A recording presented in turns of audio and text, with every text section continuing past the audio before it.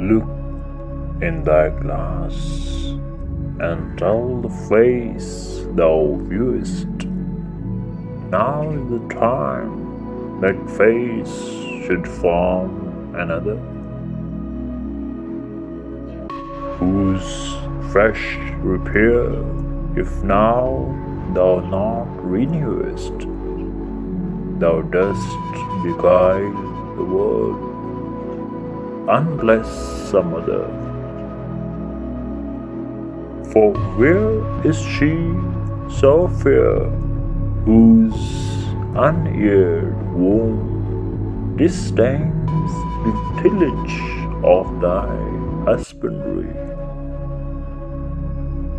Or who is he so far will be the tomb of his self-love to stop posterity?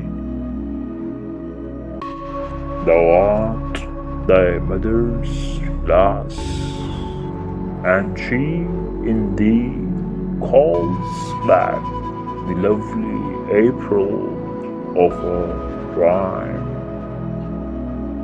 So thou through windows of thine age shalt see, despite of wrinkles, this thy golden time. But if thou live remembered not to be, die single, and thine image dies with thee.